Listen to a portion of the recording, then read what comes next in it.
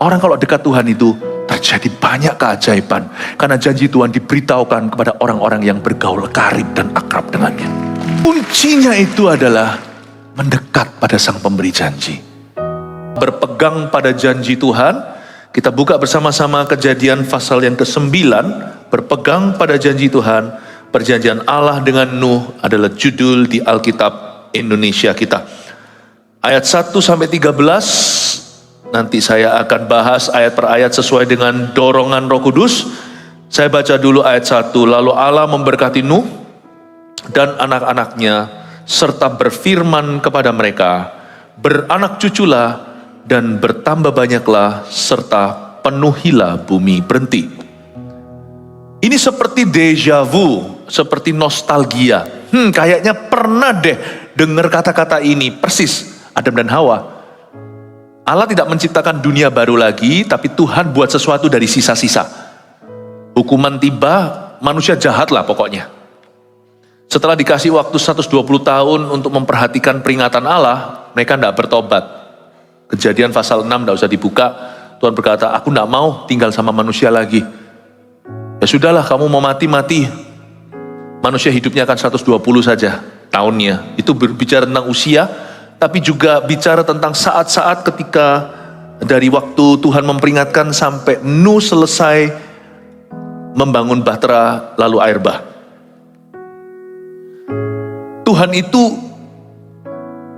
itu sudah kasih kesempatan yang cukup untuk kita itu berubah.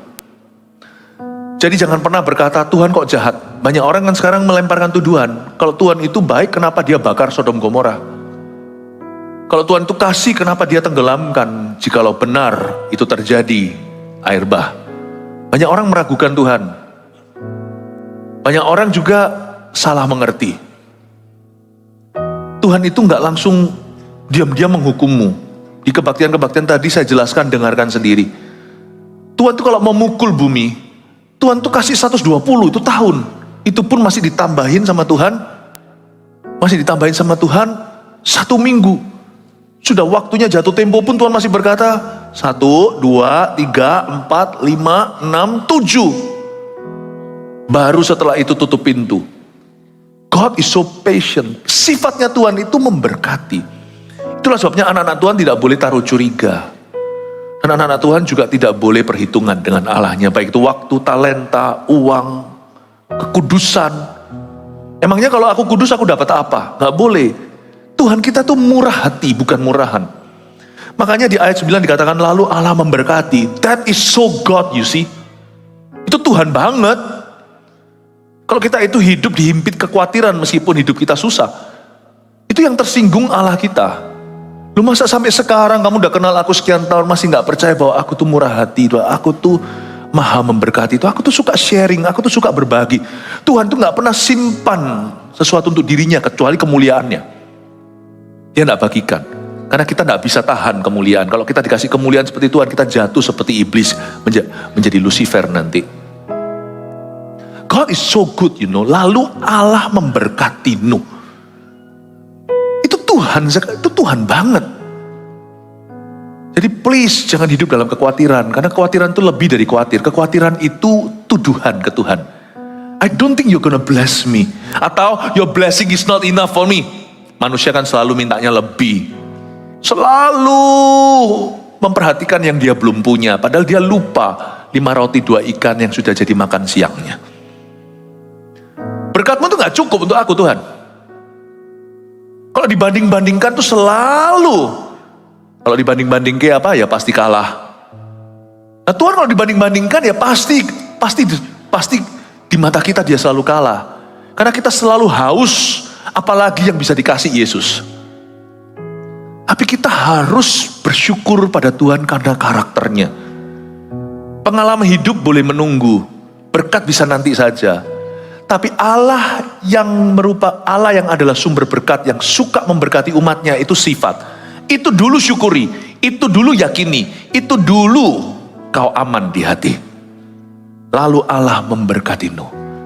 Saya jadi ingat Kejadian pasal 1. Allah memberkati Adam dan Hawa, lalu pasal 2. Because he blesses, he He's the greatest blessing in our life, karena Tuhan adalah berkat terbesar dalam hidup kita. Please jangan hidup dalam ketakutan.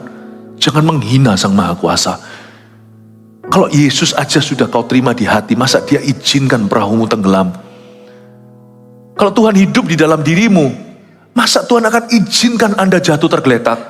Sekalipun sekarang untuk sementara bisnis Anda terpuruk, mungkin untuk sementara waktu ada yang sakit, please tetap yakin dan percaya bahwa Tuhan itu baik. Lalu Allah memberkati Nuh dan anak-anaknya, serta berfirman kepada mereka, beranak cuculah dan bertambah banyaklah serta penuhilah bumi. Itulah niat hati Tuhan sejak semula Adam dan Hawa. Tuhan itu gak pernah mau hukum Sodom dan Gomora, dan Tuhan tidak pernah mau menghukum bumi dengan air bah. Itu karena terpaksa Tuhan harus lakukan setelah menunggu 120 tahun plus 7 hari. 120 tahun plus 1 minggu. Tuhan menunggu. Akhirnya Tuhan menghukum mereka. Tapi kalau Tuhan itu versi aslinya, dia itu selalu ingin anak-anaknya diberkati. Dan terlebih lagi dia itu adalah mimpi ilahi, bahwa anak-anaknya seperti Anda dan saya menjadi berkat bagi dunia. Jangan taruh curiga lah. Itulah kekristenan juga tidak perlu push dorong-dorong Tuhan, berkat itu nggak usah dikejar. Berkat itu sifat Allah, memberkati itu sifat Tuhan. Lalu Allah memberkati Nuh. Ini pasal 9, tadi Anda lewati pasal 8 karena ibadah sebelumnya tidak di sini. Ketika air bah itu turun. Ya, itu bukan sifat asli Tuhan. Itu Tuhan terpaksa lakukan. Karena itu pilihan manusia, karena Allah itu adil juga, jangan lupa dia bukan hanya kasih. Sifat asli Tuhan muncul lagi seperti Kejadian pasal awal. Lalu Allah memberkati. That's Him. That's my God. Kalau saya bilang berkat, jangan di sini merasa berkat itu mata duitan. Bukan. Berkat itu tidak selalu melulu material. But our God wants our life to be filled with joy. Hidup kita dipenuhi dengan sukacita, damai, sejahtera. Tuhan itu tidak punya maksud celaka. Pasal 9 ini adalah kisah yang indah ketika Tuhan kembali berjanji kepada Nuh. Dan pasal 9 ini dimulai dengan sebuah defisit atau sebuah kekurangan. Ayat 1b berbunyi, beranak cuculah dan bertambah banyaklah, serta penuhilah bumi. Pada saat Nuh keluar bahtera, banyak hal di dunia ini punah. Yang pasti manusia sebumi cuma tinggal 8 orang. Bayangkan, kalau sekarang dunia ini diisi dengan miliaran, zaman itu cuma satuan. 1, 2, 3, 4, 5, 6, 7, 8. Nabi Nuh dan istrinya, 3 orang anaknya, 3 orang menantunya masuk dalam bahtera, lalu hujan turunlah. Tuhan berkata, beranak cuculah dan bertambah banyaklah serta penuhi bumi, karena dunia serius butuh repopulasi. Yang mau punah ini bukan hewan, karena hewan lebih banyak jumlahnya, sekalipun setiap jenis semua mati kecuali ikan. Nuh kan tidak disuruh bawa masuk goldfish atau koi fish. Ikan gak usah, tenggelam dia malah hidup. Tapi semua hewan darat dan burung di udara mati binasa. Tapi dari setiap jenis hewan masuk sepasang minimal. Hewan tertentu yang layak dikorbankan menjadi persembahan itu jadi 7 pasang. Jadi hewan lebih banyak jumlahnya daripada orang. Orang cuma 8. Makanya itu Tuhan bilang seperti ini, Nuh, sifatku gak berubah bahkan setelah aku hukum umat manusia dan dunia yang begitu bejat. Aku tetap akan memberkatimu. Kamu janji ya jadi berkat? Ya Tuhan, beranak cuculah, bertambah banyaklah serta penuhi bumi. Kalau saya jadi Tuhan, sudah kapok, saya sudah jerah. Sekali urusan sama manusia, saya sudah trauma. Urusan sama orang, sama Anda dan saya, Tuhan tuh gak untung apa-apa. Saya gak mungkin akan berjanji lagi. Kalau kita kira Tuhan bisa trauma sama kita, Anda salah. Kita tuh salah, udah jatuh berkali-kali, Tuhan tetap percaya. Coba bayangkan, His love is called the stubborn love. Cintanya Tuhan atas kita itu loh. Cintanya itu pengku, cintanya itu keras kepala. Coba Coba bayangkan kalau saya jadi Tuhan di posisi seperti itu, mana mau saya berurusan dengan Nuh, sekalipun Nuh tidak bercacat celah. Nuh pun nanti ada celahnya, kalau Anda lihat dia sempat mabuk, nanti kebaktian berikutnya saya akan jelaskan bagaimana dia telanjang di depan anak-anaknya. Tiga anaknya kan, Sem, Ham, dan Yafet. Anaknya yang lihat dia telanjang, saya kasih bocoran ibadah setelah ini. Malah justru rasan-rasan sampai kena kutukan, makanya si Ham jadi kolesterolan. Ini sedikit plesetan, gak ada hubungannya sama kolesterol. Sem, ya Ham, kalau Ham makanan ya. Sem, Ham, dan Yafet. Ham dikutuk. New problem, right? Kalau kita bisa ngomong sama Tuhan, I told you. Harusnya 8 itu pun kau binasakan lah. Udahlah, Tuhan berkata, atau minimal jalan tengah. Nuh, udahlah, kamu jangan berkembang biak atau penuhi bumi lagi. Nanti gua masuk masalah baru. Nanti Tuhan berkata, nanti akan ada problema yang sama. Udahlah, kamu beritahu sama anak menantumu, satu-satu steril, gak perlu punya anak lagi, Sem, Ham, Yafet, cukup sampai sana, mati satu-satu, mati tua, ya, mati tua, sekarang juga kamu gak punya saingan, seluruh dunia milikmu, udah kamu hidup bahagia, happy, berapa ratus tahun lagi, lalu mati satu persatu, sudah, saya Tuhan sudah gak mau berurusan sama orang. Kalau saya jadi Tuhan, saya pasti akan minta, saya akan izinkan mereka mati, lalu sudah selesai, tutup buku, tidak ada lagi history with man. Nggak ada sejarah dengan orang. Kok Tuhan nggak kapok ya? Nggak cerai. Anda baca lagi dari Nuh, turun. Masih keluar masalah baru. And then kita lahir, masalah lebih banyak lagi setelah kita lahir di dunia. Makanya di sini kalau ada orang yang sudah merasa menyerah sama hidupnya, Anda bertobatlah. Tuhan yang kita salahi aja tetap percaya sama kita. Masa kita yang salah gak mau bangkit dari kesalahan kita? Gimana sih? Sebelum menyerah itu pandang sekali, kanda temiense, lihat dulu wajahnya Tuhan. Kalau Tuhan sudah, I've had it with you, cukup aku, udah, enyahlah. Tapi selama Tuhan masih taruh percaya sama kita, kita harus berjuang dan berusaha. Kita udah nangis-nangis berkata, biar orang kayak aku gini, ini percuma Tuhan, biar mati aja. Tuhan berkata, ayo ke gereja, aku pulihkan kamu. Datanglah. Ayo ke CG, bersekutu lagi sekalipun sudah dikecewa. Datanglah, pasti ada berkat baru. Ayo bangkit lagi, bangun lagi bisnismu setelah dijak uangnya oleh seorang yang ngaku-ngaku Kristen. Malahan jangan kamu kepahitan sama orang Kristen. Bangun kembali, lebih pintar kali ini, karena biaya kuliahnya cukup mahal kemarin. Ya kan, ditipu berapa ratus juta. Oh, semua laki-laki sama, aku mendingan mulai hari ini sama sesama cewek, lesbian. Oh, Tuhan tidak pernah menyerah. Kenapa kamu ganti status? Tuhan kita tidak kenal trauma. Jadilah seperti Yesus. You must believe it again. Kalau itu berarti memberimu kesempatan diri sendiri, kesempatan yang baru, percayalah bahwa Allah kita adalah Allah kesempatan berikutnya. Ini bukan berarti kita boleh semena-mena dengan Tuhan, kita mencobai Allah kita, bukan. Tetapi kalau nasi udah jadi bubur, serahkan bubur itu ke Tuhan, doakan supaya diberkati. Makan apa adanya dan kenyangkan dengan itu. Meskipun sekarang Anda harus menanggung konsekuensi, tanggunglah dengan Kristus dan bangun hidupmu lagi. Kalau Tuhan kita tidak kenal trauma, dia masih berjanji lagi dan berkata, beranak cuculah, bertambah banyaklah. Apakah Tuhan dalam kemahatauannya dia tidak tahu bahwa nanti akan lahir orang-orang berdosa lagi? Tuhan tetap memberikan pesan kepada Nuh, bahkan sebuah perintah. Beranak cucu, bertambah banyak dan populasi bumi. Selama kita belum mati, jangan tutup pintu. Bangkit lagi.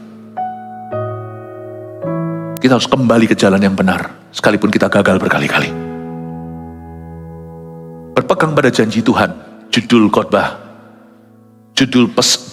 sekarang ini. Dimulai dengan suatu hati yang pantang menyerah dan putus asa. Balik-balik kemanakah aku dapat pergi, menjauhi rohmu Tuhan. Balik-balik kembalinya tetap pada janji. Balik pada janji Tuhan. Sekalipun janji ini berkali-kali belum terjadi, aku akan kembali pada janjimu. Saya baca ini, saya terharu loh. Mungkin Anda tidak pernah melihat dengan sudut pandang demikian. He's the God of renewal. Dialah Allah pembaharuan. Hari itu dia berkata kepada Nuh, tanpa trauma sama Adam. Dia berkata, beranak cuculah, bertambah banyaklah, karena bumi ini perlu dipopulasi lagi. Nuh berkata, Tuhan, kau tidak jera. Aku bisa saja nanti sama aja. Setelah ini, gak sampai satu pasal, berapa ayat berikutnya, Nuh buat salah. Didn't God know? Tidakkah Tuhan tahu dalam kemahatauannya, dalam kedaulatannya, Allah tahu segala sesuatu.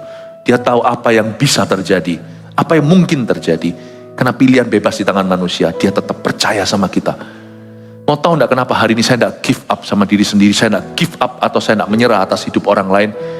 Kenapa sampai hari ini saya tetap berjuang dalam kehidupan saya, dalam setiap panggilan Tuhan di hidupku? Karena saya lihat wajah Tuhan. Yang saya perjuangkan itu kepercayaan Tuhan. Kadang-kadang berdarah-darah saya, babak belur setelah mengalami sesuatu, padahal saya enggak mengerti, mungkin saya dungu. Tapi waktu saya bangkit kembali, saya berkata, why? Kenapa aku bangkit? It's because I see you. Kadang-kadang saya sudah rasanya muak sama orang tertentu. Udahlah, lu mau masuk neraka, terserah lu. Lu mau begitu ya terserah lu mau hilang ya hilanglah. Yang membuat saya kembali lagi merangkak ke orang itu dan memohon agar dia didamaikan dengan Allah. Memandang wajah Tuhan, bukan respon orang itu. Apa yang membuat saya terus memperjuangkan keselamatan tetangga saya? Meskipun tetangga saya itu seperti Hitler, seperti ular. Misalnya, Tuhan, bukan tetanggaku. You have a God that never gives up, the God of renewal. Anda punya Allah, Allah itu adalah Allah pembaharuan, Allah yang gak pernah menyerah. Don't you dare give up. Jangan berani-beraninya, jangan lancangnya Anda berani menyerah. Bunuh diri apalagi, ya ampun.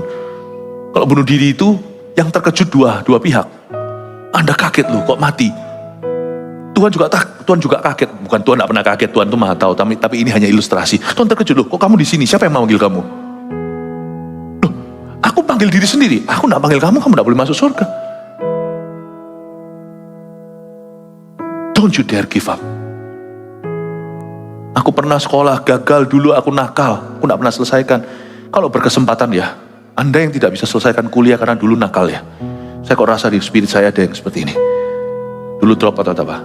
Lanjutkan lagi, koresponden. Nggak usah luar negeri. Sekarang kurikulum di sini gak kalah-kalah. Selesaikan dapat S1-mu. Mumpung kerjaan lagi sepi. Tuhan punya Allah adalah Allah renewal. Pahami ini. Waktu saya baca ini saya berkata, wow. Kita baca ayat 1 rasanya cuma begitu aja lalu. Saya enggak. Waktu saya baca ini beranak cucu bertambah banyaknya. Ini kayaknya nostalgia. Pernah dengar ini di mana gitu? Tuhan kok mulai lagi ya? Tuhan itu akan mulai lagi. 7 kali kau jatuh, 7 kali kau bangkit. Ingat ini pesan ini, karena 2024, di tahun pergeseran hebat, jalan hidupmu tidak akan sempurna, saya janji. Ingat bangkit lagi. Bangkit dari segala keterpurukan. Coba kita lihat ayat 2 sekarang. Akan takut dan akan gentar kepadamu, kata Tuhan. Tuhan memberi perjanjian. Segala binatang di bumi dan segala burung di udara. Segala yang bergerak di muka bumi dan segala ikan di laut. Ke dalam tanganmu lah semuanya itu diserahkan. Coba pahami. Akan takut dan gentar kepadamu. Tuhan bilang sama Nuh. Karena Nuh sekarang menjadi minoritas. Kalau Anda pergi ke Australia, lebih banyak kanguru daripada manusia.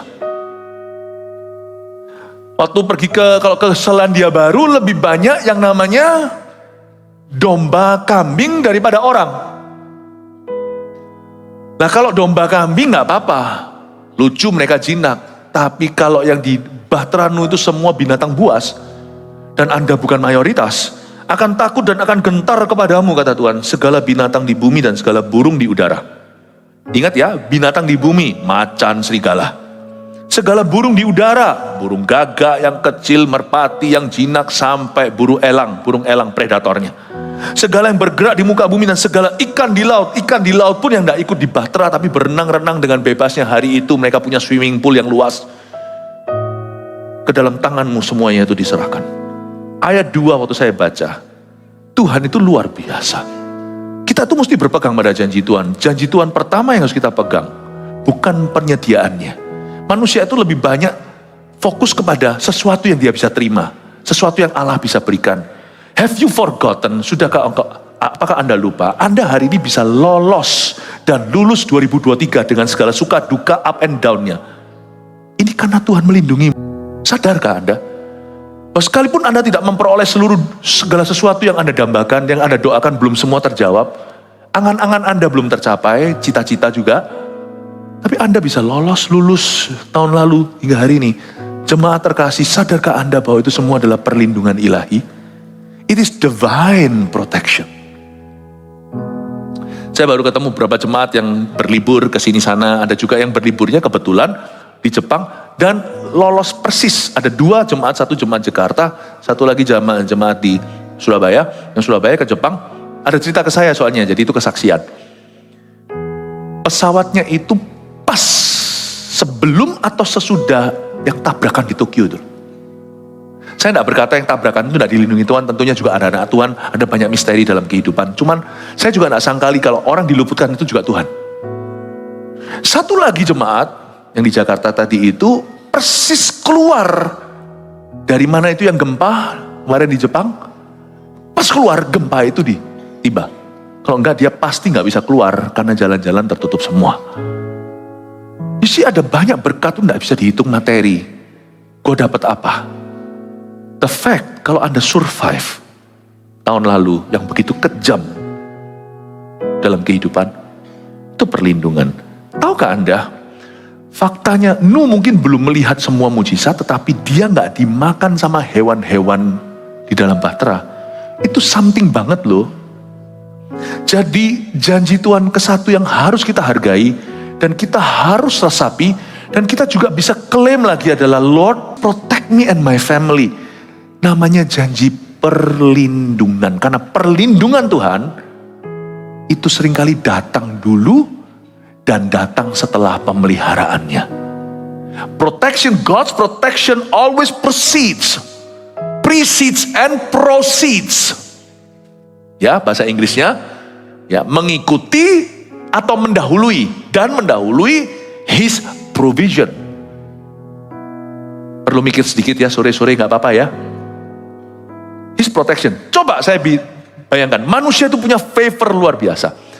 Akan takut kepadamu, kata Tuhan pada Nuh, segala loh ya, itu berarti semua binatang di bumi. Pernah lihat pawang macan? Itu macan kalau tiba-tiba Tuhan punya tangan, meskipun pawang macan itu, pelatih macan maksudnya, itu dia bukan orang Kristen atau anak Tuhan, tapi Tuhan itu tetap taruh gambar dan rupa Allah pada manusia. Manusia itu punya kelihayan dan keahlian, saya tidak tahu dari mana. Skillmu lah, teorinya itu nggak tentu. Ada yang namanya dog whisperer lah, apalah, itu juga bakat alam sih. Itu talenta. Buktinya saya kaget, saya punya anjing kecil. Ya, saya ngomong, anjing besar saya nurut sama saya mungkin lebih hoki sama anjing besar daripada anjing kecil. Anjing kecil kelihatan saya itu mau main. Tapi sama anak saya, ya, sama anak saya yang pertama, Vanessa, anjing kami yang kecil itu bisa, no, dia nurut. Kalau no, saya no, dia malah loncat. Anak saya yang pertama, Vanessa, kalau berkata sit, duduk, anjing itu duduk. Kalau saya bilang sit, dia malah main sama saya, keliling-keliling saya. Jadi saya memang gak punya wibawa sama anjing kecil. Kalau anjing besar saya nurut sama saya. Ya. Karena saya mikir tuh, pawang macan itu. Apa karena skillnya? Gak tentu loh. Anda pakai teori yang sama, Anda masuk ke kurungan itu, Anda dimangsa. Tapi pelatih itu bisa. Tuhan itu kasih kita itu semacam wewenang. Andai kata macan itu diangkat tangan Tuhan dari kepalanya, dia sadar loh, aku kan lebih kuat kok kamu suruh-suruh aku. Matilah, manusia itu pinter boleh, tapi manusia paling kuat tidak. Dolphin lebih pintar dari manusia, serigala, beruang lebih kuat dari orang. Tapi kenapa ya manusia menaklukkan semua hewan? Pernahkah Anda pergi ke kebun manusia yang diolah oleh binatang? Yang dikelola oleh binatang? Nggak ada. Tapi kita ke kebun binatang yang dikelola sama orang. Itu semua di kerangkengan itu semua. Itu lebih kuat dari kita. Tapi takut sama manusia. Let me tell you His protection. Orang jahat tidak memangsamu itu aja Tuhan butakan dia. Saudara tahu nggak? Bisnis Anda bisa tetap jalan sekalipun lebih sepi itu karena Tuhan. Anda melihat pitbulls sama pelatihnya, wah tunduk. bulbul dalam hatiku. Andai kau tahu dia kalau kamu gigit dia gak bisa bertahan. Dia bukan lawanmu. Andai kata pitbull sadar, loh, aku kan lebih ganas. Kenapa aku takut sama dia? Sit, suruh duduk. Suruh berdiri. Kok enak? Harusnya pitbullnya berkata, sit. Anda melihat Rottweiler. Itu. Wow. Ada anjing itu yang lebih sifatnya loyal ke seluruh keluarga. Tapi mungkin kalau saya bukan ahlinya, tapi Rottweiler yang hitam gede itu, Doberman semacam itu, yang anjing lebih ngerti lah, ajari saya. Tapi saya tahu kira-kira itu lebih faithful atau loyal ke handlernya. Jadi mungkin satu keluarga berlima tapi dia hanya taat pada satu. Siapa yang handle dia. Kadang-kadang saya mikir ya, kok tunduk banget sih kamu Lerweiler, herder. Padahal kalau kamu mau berontak, ini tuh gak bisa apa-apa. Lu gigit dia, mati dia. Doberman gigit di sini, meninggal dia. Kok kamu nurut, takut? Itu bukan karena dia lihai, hebat, karena teorinya betul. Itu bukan karena dog whisperer, bukan. Itu karena Tuhan taruh certain authority, ada wibawa tertentu pada diri seorang manusia dalam gambar dan rupa Allah. Masa orang kalau dekat Tuhan tidak dikasih otoritas sama Tuhan dalam hidupnya? Ada perkara-perkara akan tunduk kepadamu, bukan karena kau hebat, bukan karena kau fasilita, bukan karena koneksimu. Ada hal-hal yang Tuhan taklukkan, tapi tidak segala kuasa ditaklukkan ke satu orang. Hanya Yesus segala kuasa di bawah kakinya. Tapi Yesus membagikan otoritas pada kita. Oh, berikan tepuk tangan untuk Tuhan dulu. Yang saya hendak katakan adalah, akan ada customer kalau Anda bekerja, misalnya punya toko, yang Anda tidak bisa punya teorinya. Kenapa dia kok tidak mampir toko sebelah?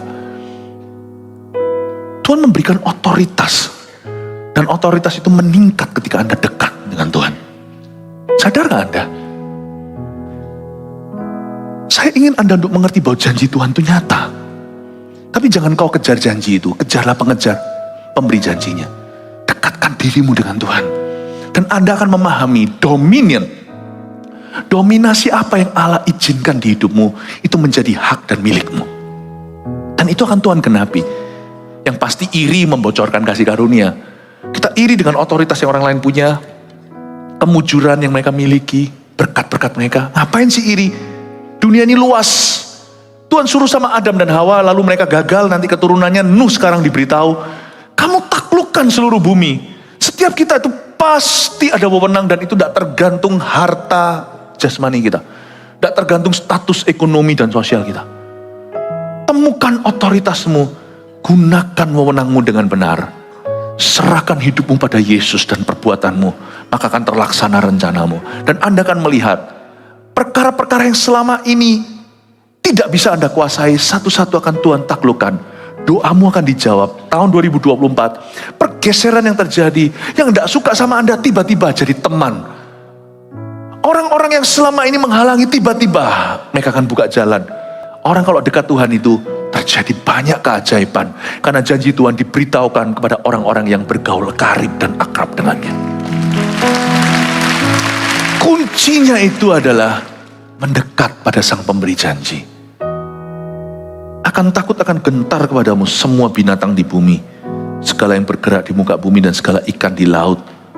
Coba lihat ayat 3, segala yang bergerak yang hidup akan menjadi makananmu. Nah ini bagi seorang yang vegetarian ini dia nggak suka ayat ini. Tetapi bagi orang-orang yang pemakan daging, ini pertama kali sepanjang sejarah ciptaan karnivora diizinkan makan daging, tidak lagi cacai. Segala yang bergerak yang hidup akan menjadi makananmu. Sebelum pasal 9 belum terjadi. Mereka hanya makan buah dari semua pohon di Taman Eden, zaman Adam dan Hawa. Dan mereka bercocok tanam dengan segala keringat, karena manusia dapat kutukan, laki-laki akan bekerja di ladang. Dan semua hasilnya itu kamu boleh makan. Tapi di pasal 9 setelah Bahtera, kenapa Tuhan izinkan Nuh makan daging? Karena tumbuh-tumbuhan semua punah. Di sini yang saya sebut dengan survival grace. Tuhan itu izinkan di waktu-waktu tertentu hal-hal yang bukan benar atau salah, hal-hal yang bukan kebenaran atau dosa, Tuhan itu berhak untuk rilis berkatnya. Dan pada waktu Nuh keluar dari bahtera, ya tentunya masih adalah buktinya burung merpati yang dia lepaskan di pasal 8, kembali di paruhnya ada daun zaitun, mungkin sudah ada buah zaitunnya, tapi itu terlalu dini. Air baru surut, jadi belum musim panen. Biasanya musim panen, kalau di Israel contohnya, itu di bulan-bulan September, Oktober. Musim hujan mereka itu bulan Maret, makanya ada hujan awal, hujan akhir. Dan bulan September, jadi panennya itu sekitar September, Oktober, November. Saya tidak tahu Nuh ini mendaratnya di bulan berapa, saya belum riset lagi. Tetapi yang pasti, sekalipun dia mendarat, Nuh itu peka. Jadi pada waktu air surut, dia langsung tahu. Dia eksperimentasi pakai 2 jenis burung, gagak dan merpati, untuk memastikan. Dia nggak selalu bergantung hanya dengan suara audible Tuhan. Tuhan sudah kasih dia hikmat, dia kelola hikmat itu. Karena itu waktu Nuh melepaskan 2 burung itu, ketahuan akhirnya bahwa sudah ada pohon zaitun yang hidup di paruh merpati itu ada daun. Makanya Nuh tahu bahwa zaitun itu tinggal dan hidup di bukit-bukit yang rendah, bukan gunung yang tinggi. Berarti sekarang sudah surut airnya. Kalau enggak mungkin ada hijau-hijauan. Jadi waktu Nuh turun dengan anak-anak dan menantunya serta istrinya, belum ada tanam-tanaman yang menghasilkan. Karena itu Tuhan tidak akan sayangkan hewan untuk orang. Prioritas kita mesti benar. Tuhan akhirnya sacrifice hewan untuk orang. Tuhan korbankan. Nah, manusia yang tidak dekat sama Tuhan kadang-kadang bisa juling rohani. Kita bisa sacrifice orang untuk uang. Berapa banyak orang tua yang menelantarkan anaknya demi mencari mata pencaharian. Lain loh ya. Malah orang yang pas-pasan biasanya bisa atur waktu. Orang kaya raya tidak jaminan, kadang-kadang karena serakah, dia gak kurang apa-apa loh. Tapi dia bisa korbankan anaknya di atas mesbah karirnya, sehingga gak pernah pulang ke rumah, tidak pernah hiraukan, dan tidak menjadi ayah yang fungsional. Aneh, Tuhan aja tahu prioritas, Tuhan ajarkan pada kita. Di mana manusia bisa kelaparan, Tuhan bilang sembelih hewan, you makan. Luar biasa ya. Dan ini adalah pertama kali makan daging diizinkan. Segala yang bergerak yang hidup akan menjadi makananmu. Aku telah memberikan semuanya itu kepadamu, seperti juga tumbuh-tumbuhan hijau. Lalu ayat 4, ini yang saya sebut sekali lagi, survival grace, atau ada kasih karunia untuk orang itu survive. Makanya itu kita kalau jadi anak Tuhan, jangan terlalu kaku. Ada perkara-perkara tertentu yang tidak boleh kita itu kompromi. Gak apa-apa, survival grace kan, demi supaya kita survive untuk bertahan. Aku disuruh tunduk sama berhala daripada aku dianiaya, daripada aku dikucilkan, daripada dimarahi papa mama. No, gak boleh. Kalau Anda sudah menikah, tidak boleh ketemu mantan di mall, Anda cium pipi kanan, pipi kiri. Berhala itu mantanmu. Jangan berkata, gak apa-apa kok Hani, sayangku, aku cium dia, aku mikir kamu. Omong kosong. Gak ada orang bisa berkata berhala gini tapi aku mikir Yesus, doa sama Yesus, come on lah. Nah, jangan kembali kepada apapun selain Tuhan. Karena Tuhan itu maha cemburu soal itu. Tapi ada hal-hal tertentu yang gak perlu terlalu kaku, be fleksibel gitu. Daud ketika masuk mengambil roti, karena dia kelaparan dikejar Saul. Dia ambil pedang Goliat, lalu dia ambil roti sajian itu dikasih sama imam-imam. Membuat Saul marah dan bunuh mereka. Karena mana lebih penting? Ketika murid-murid Yesus memetik bulir-bulir gandum itu lalu memakannya. Karena mereka kelaparan siang-siang, kalau ikut Yesus itu gak ada istirahat.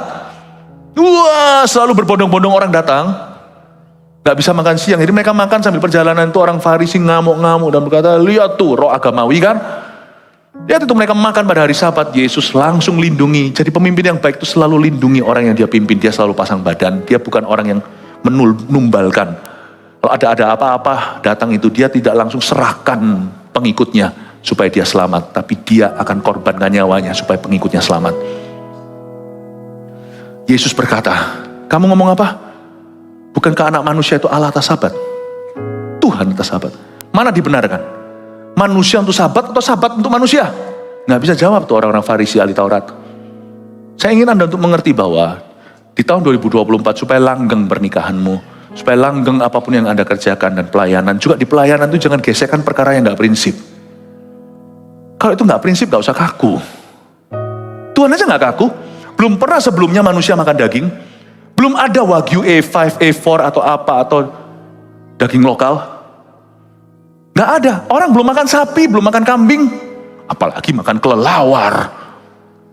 RW. Tapi Tuhan izinkan. Kenapa? Karena Tuhan tidak mau manusia mati karena memelihara hewan. Makan. Sembelih dan makan. Eat. Luar biasa ya. Please jangan kaku. Hal-hal tertentu Anda bisa ngalah kok. Dan gak usah dipermasalahkan. Ada hal tertentu gak perlu dibicarakan. Ngalah aja. Diam dan ngalah.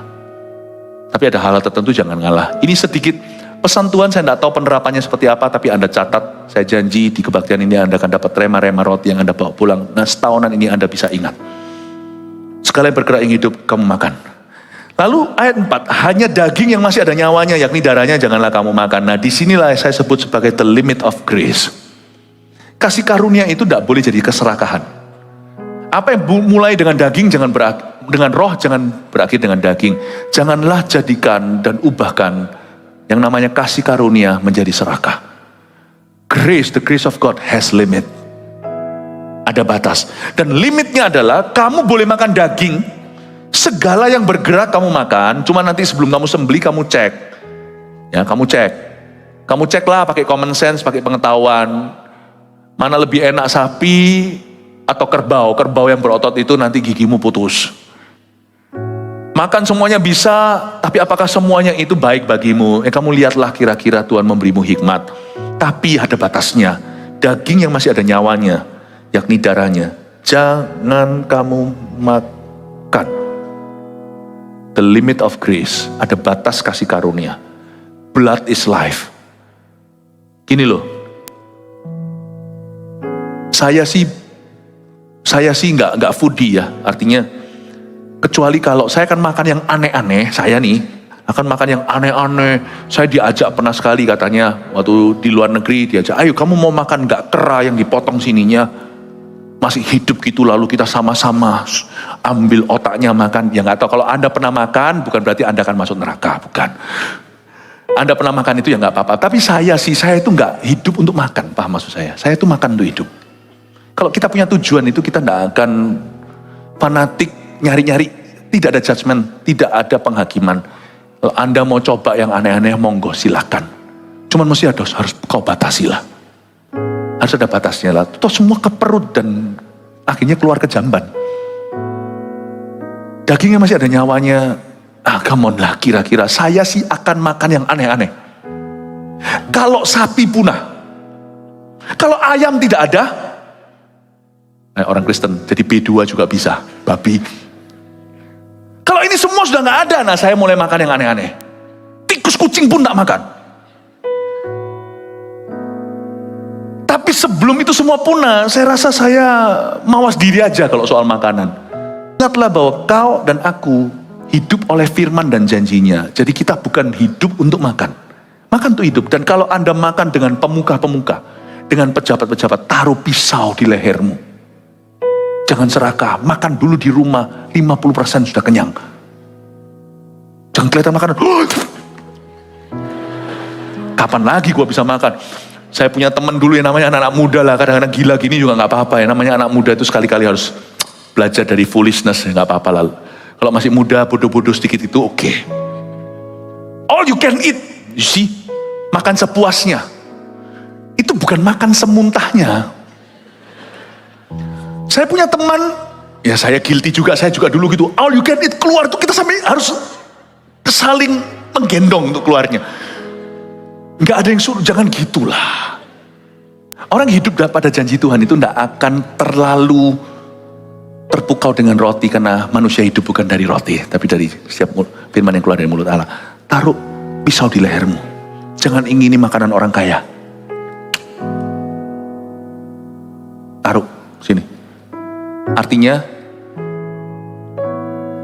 itu juga ada arti lain lah ya, kalau kita itu dapat job-job tertentu yang risky dan basah, nggak jelas, yang ambigu, yang abu-abu, itu kelihatannya makanan enak, Anda dapat rezeki, tapi nanti ada jebakan pisau di sini, akan ada yang namanya, akan ada ransom yang kau bayar, ketangkep masuk bui, ada aja deh.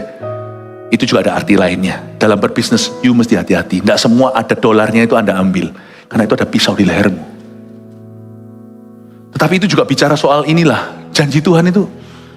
Ya, ini kita belajar sesuatu, hanya dagingnya masih ada nyawanya. Lu jangan keterlaluan lah, kira-kira gitu ayat 4. Tapi juga ada satu ayat di sini maksudnya, don't be a beast. Dalam menggunakan, mentang-mentang kita dapat asuransi dari Tuhan, artinya mentang-mentang kita itu dapat janji, jangan dihabisi gitu loh. Janji itu jangan dihabisi. Orang yang sekarang menghabiskan semua favornya dari orang lain, nanti suatu hari dia menua, tidak ada orang lagi percaya dan memberi dia kesempatan. Saya minta tolong sama orang ngambilkan sesuatu, kalau saya masih punya tangan, saya berdiri ambil sendiri. Saya nggak mau jadi biasa, dan saya jadi murah. Minta tolong sana sini, mohon bantuan sini sana, nanti waktu saya sungguh butuh bantuan, nggak ada yang mau bantu saya lagi. Saya jual mahal kalau minta tolong sama orang, supaya nanti suatu hari kalau saya minta tolong, mereka tolong. Dan kalau saya tidak perlu minta tolong, minimal kalau anak saya perlu pertolongan, mereka akan menolongnya kalau saya mati. Jangan, don't be a beast. You can eat. Segala yang, ini loh, segala yang bergerak ini monggo silakan makanlah. Tapi please ya, kamu kira-kira jangan sampai yang masih ada nyawanya lu sikat juga. Ini suatu prinsip rohani dalam mengklaim janji. Janji Tuhan itu tak terbatas, tapi batasi dirimu. Mengerti kata cukup. Berilah pada kami makanan kami secukupnya hari ini. So, saya belajar banyak tentang bagaimana berpegang pada janji Tuhan. Janji Tuhan itu paling mempan sama orang yang mawas diri, sama orang yang tahu kata cukup dalam hidupnya. Enough for me. Thank you. Terima kasih. Tetapi mengenai darah kamu, yakni nyawa kamu, aku akan menuntut balasnya dari segala binatang, aku akan menuntutnya, dan dari setiap manusia aku akan menuntut nyawa sesama manusia. Ayat 5 juga pertama kali ada yang namanya capital punishment. Jadi supaya Anda ngerti society, ini semuanya, semua masyarakat dan semua yang ada di peradaban ini semua ditarik, itu ada di Kejadian, kitab Kejadian. Jadi ada yang namanya capital punishment atau hukuman mati. Kalau ini bukan pembunuhan, kalau ini setelah proses peradilan, maka negara juga Tuhan beri wewenang. Tapi yang menjalankan otoritas, misalnya aparat, misalnya hakim, semuanya kalau Anda itu berada di jalur-jalur ini, please hati-hati ya. Sekalipun negara Tuhan beri wewenang untuk memberi capital punishment, tapi siapa membunuh darah tidak bersalah, suatu hari secara pribadi kau akan menghadap tata Allah. Anda akan menghadap tata Allah. Di Kamboja, seorang diktator zaman dulu, kalau bunuh orang tua itu di depan anaknya. Makanya sekarang di Kamboja, orang-orang trauma. Anak-anak itu melihat orang tua, tantenya dibunuh di depan matanya. Berapa juta orang dibunuh sama, siapa namanya saya lupa. Anda yang tahu sejarah. Itu ya, sekalipun dia mati, jangan kau kira dia akan menghadap tata Tuhan. Kamu sekalipun negara punya capital punishment, ini bukan capital punishment, ini murder. Jadi please hati-hati. Saya pernah sekali waktu di Amerika pelayanan, lalu didatangi seorang marinir. Dia tanya sama saya, Pastor, orang bule nih, saya akan diutus. Waktu itu di zaman setelah 9/11 itu. Tapi saya orang Kristen. Saya tahu profesi ini sudah ada resikonya. Saya bunuh. Saya cuma ingatin, Pastor, saya minta Anda doakan supaya nurani saya bersih. Saya cuma ngomong sama dia, muka dengan muka setelah dia rebah di jemaat Tuhan. Saya ngomong sama dia seperti ini. Kalau dalam perang, tidak boleh ada agenda pribadi. Mereka yang dengan pengetahuan negarawan, itu urusan dengan Tuhan. Tapi kalau Anda tentara, Anda harus menyandang senjata. Jangan tembak perempuan. Jangan tembak anak kecil. Jangan tembak ini. Anda tahulah itu pasti tricky di sana. Orang bisa bersembunyi di perisai manusia. Saya tidak tahu, biar Tuhan memberimu hikmat untuk tidak ditemukan di tempat yang salah. Tapi saya bilang sama dia, you harus dengan integritas tinggi, satu kepada negara, terutama di atas itu kepada Tuhan. Kalau Anda tentara, tugasmu bukan aku ampuni kamu adik, bukan senjata. Aku ampuni kamu, dihormati, nanti rakyat yang menderita. Kalau Anda memang harus tembak, itu pastikan profesional. Saya ngomong sama dia, sulit untuk saya ngomong gitu, saya seorang pendeta, tapi saya ditanya oleh seorang marinir USA. Dia menangis di jamaah Tuhan. Belum saya dikasih satu peluru sebagai oleh-oleh, tapi peluru kosong. Saya bilang, ini gimana saya bawa pulang ke Indonesia? Saya bisa ditangkap itu di imigrasi, lu bawa peluru. Saya lupa saya tinggal kalau nggak salah saya kasihin orang Amerika. Orang ini terharu di jamaah. Listen ya, saya nggak tahu, saya nggak ngomong tentang janji Tuhan aja, saya juga mau ngomong tentang integrity. Kalau Anda berada di bekerja di area yang rawan, di mana moralitas itu di hadapan Tuhan, dan kalau Anda tidak menggenapinya, orang toh nggak tahu bedanya. You be careful, karena akhirat masih menunggumu. Suatu hari kau akan berdiri sendiri, ibumu pun tidak bisa menolongmu. Teriak mama, tidak akan datang mama, karena ibu juga akan diadili. Dan Tuhan akan bertanya, sudahkah jarimu menalik pelatuk itu? Atau keputusanmu diturunkan sehingga mempengaruhi nasib orang? Sudahkah kau lakukan dengan nurani dan pengetahuan dan akal budi? Apa yang memang baik, benar, dan apa yang profesional negara? Atau dendam pribadi, atau korupsi? Be very careful. Akhirat masih menunggu kita. Itu you akan bayar nanti. Nyawa ganti nyawa, kata Alkitab di sini. Jadi di kebaktian ini saya nggak hanya ngomong soal janji ya, tapi saya juga ngomong soal integrity. Oke, lanjut. Saya tanya dulu deh di sini. Siapa di sini adalah angkatan tentara, aparat, hakim, jaksa, pengacara? Angkat tangan. 1, 2, 3. Loh, kok tiba-tiba nggak mau angkat tangan semua? Ada nggak? Ada orang yang angkat tangan nggak di dekat Anda? Oh, nggak ada ya? Mungkin di kebaktian sebelumnya mereka semua sudah datang. Oke, puji Tuhan. Pokoknya saya doakan di jemaat kita di mana-mana, pasti ada di mana-mana sekarang. I pray supaya Anda bisa menjadi anak Tuhan, lalu menjadi abdi negara yang baik. Kasih tepuk tangan untuk mereka. Pemungut cukai juga sama. Ya. Servants of Christ. Siapa yang menumpahkan darah manusia tadi? Sudah selesai ayat 7, setelah ini saya selesai ya. Dan kamu beranak cuculah dan bertambah banyaklah, sehingga tak terbilang jumlahmu di atas bumi, ya bertambah banyaklah di atasnya. Jadi kalau diulang lagi sama Tuhan ayat 7, seperti di ayat 1, berarti itu penting sekali. Memang earth, dunia lagi krisis populasi, jadi diulang lagi. Dan kamu, kayak ditunjuk sama Tuhan, beranak cucu, bertambah banyaklah, sehingga tak terbilang jumlahnya. Berfirmanlah Allah kepada Nuh ayat 8, kepada anaknya yang bersama-sama dengan dia. Sesungguhnya aku mengadakan perjanjianku dengan kamu dan dengan keturunanmu, dan dengan segala makhluk hidup yang bersama dengan kamu. Burung-burung ternak, binatang-binatang liar di bumi yang bersama-sama dengan kamu. Segala yang keluar dari bahtera itu, segala binatang di bumi. Maka kuadakan perjanjianku dengan kamu, bahwa sejak ini tidak ada yang hidup yang akan dilenyapkan oleh air bah lagi. Dan tidak akan ada lagi air bah untuk memusnahkan bumi. Dan Allah berfirman, inilah tanda perjanjian yang kuadakan antara aku dan kamu, serta segala makhluk hidup yang bersama dengan kamu, turun-temurun untuk selama-lamanya. Busurku kutaruh di awan, supaya itu menjadi tanda perjanjian antara aku dan bumi. Perhatikan sesuatu, Tuhan berjanji tidak akan menenggelamkan bumi dengan air bah lagi. Dan Tuhan berjanji begitu seolah-olah Tuhan menyesal, bukan berarti Tuhan buat kesalahan dengan air bah. Tapi sedikit referensi Yudas 6. Yudas itu cuma satu pasal, 6 itu berarti ayat 6, tidak usah dibuka. Yudas 6 mengatakan bahwa ada malaikat-malaikat pra-bahtera, malaikat jatuh maksudnya, setan, yang diikat dengan belenggu kekal, yang sekarang disimpan sampai penghakiman. Dengan kata lain, ada kejahatan atau roh-roh jahat dan aktivitas mereka yang tidak ada lagi hari ini, setelah pelangi. Paham ya? Kalau Anda baca itu berarti kejahatan dunia hari ini, kejahatan baru, tidak ada urusannya sama zaman Nuh. Makanya Tuhan berkata, aku tidak akan tenggelamkan kamu dengan air bah. Tuhan ambil yang menjadi akar permasalahannya. Di dalam alam roh ada setan-setan tertentu yang dulu eksis di zaman purbakala, sekarang diikat. Jadi pencobaan yang kau alami dan aku alami tidak melebihi kekuatan kita. Jadi diikat sama Tuhan. Yudas 6. Dan selain itu, jadi nanti ini bumi akan diadili akhirat lewat apa? Bukan air bah. Tapi setelah tahta putih kedatangan Tuhan kedua kali, lewat api. Karena kejahatan dunia sekarang ini baru grace. Gak ada hubungannya turun-temurun dari Nuh.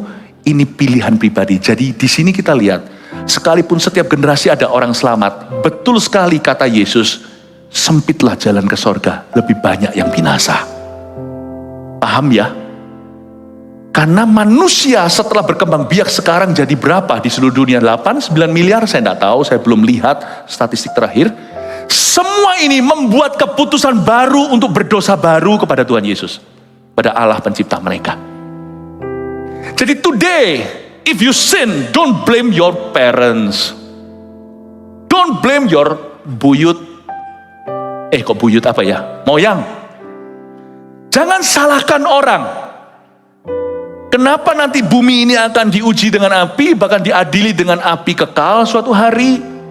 Karena yang dulu sudah babak satu sudah selesai dengan Tuhan. Ini babak baru. Manusia membuat dosa baru, crash dan fresh. Emang betul menurut saya zaman sekarang jauh lebih indah, meskipun tetap rusak di seluruh dunia.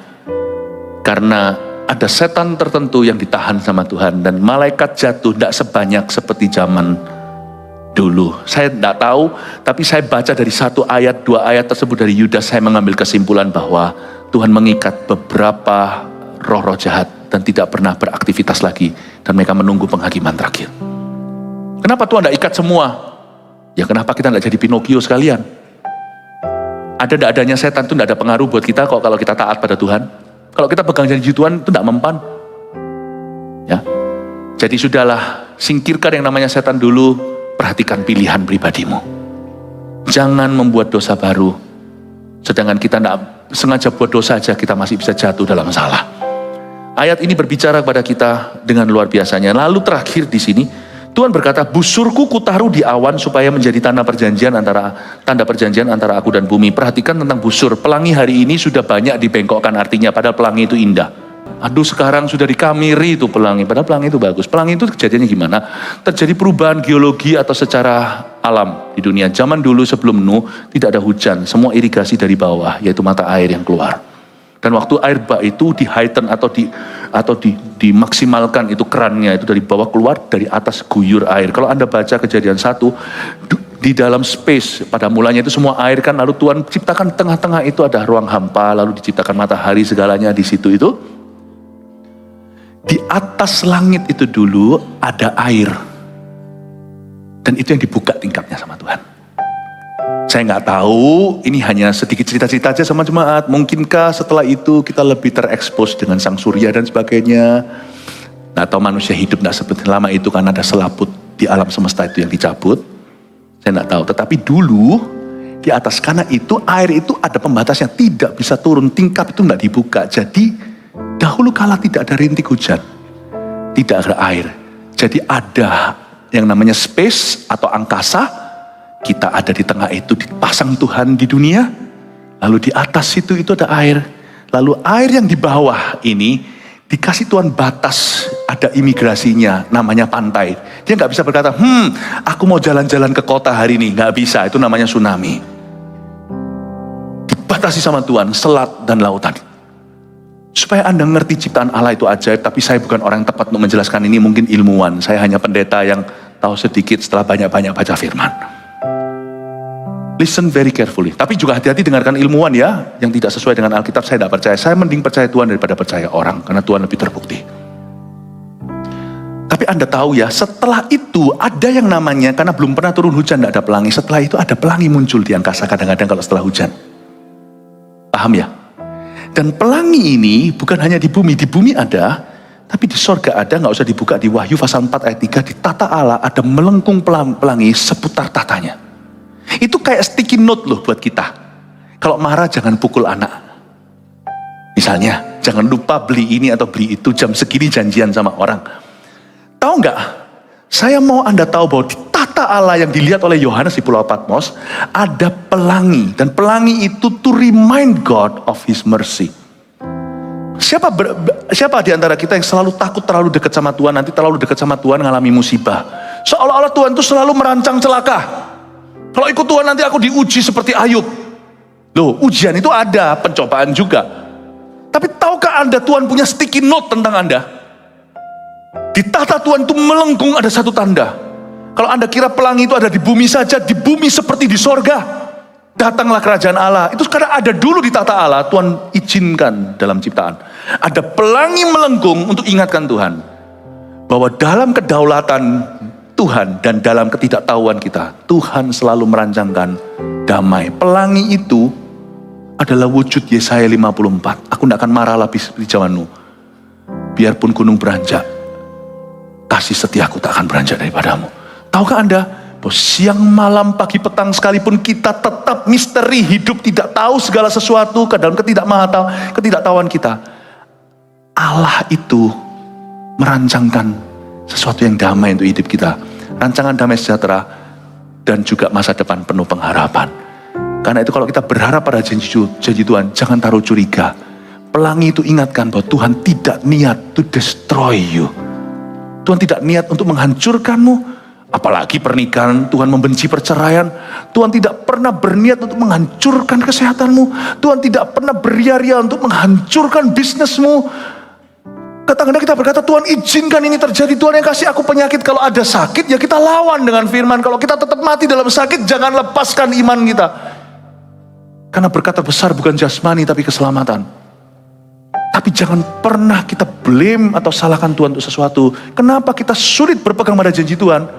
Karena hati kita masih diam-diam percaya Tuhan itu punya niat busuk sama anak-anaknya. Dengan atas nama apa? Atas nama untuk menguji iman kita. Jangan punya pikiran seperti itu pikiran setan. Kalau kita mengalami sesuatu yang busuk, ya kita hadapilah, kita lawan. Kita tabah di dalamnya. Kita mengharap mujizat sampai mati, mujizat tak terjadi, saya tetap percaya. Seperti Habil yang berteriak dari tanah darahnya.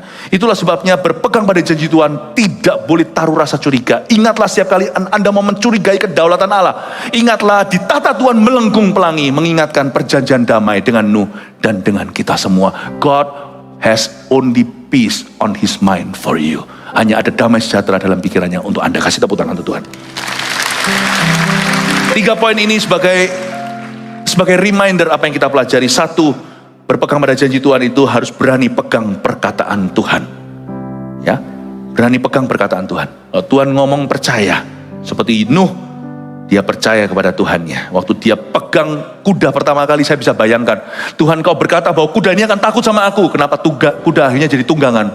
Waktu ditunggangi, kuda itu nurut. Nuh tinggal percaya, akan kubuat takut semua hewan-hewan di bumi itu. Kita harus percaya kalau Tuhan ngomong sesuatu, Tuhan tanggung jawab. 2, tahu batasnya dan jangan serakah. Berpegang pada janji Tuhan itu, Anda juga harus tahu batas-batasnya. Jangan pakai alasan Tuhan berjanji, lalu kita hidup di luar kendali. 3, percaya Tuhan itu mesti tanpa rasa curiga. Lakukan ini ketiganya. Saya percaya inilah cara kita berpegang pada janji Tuhan.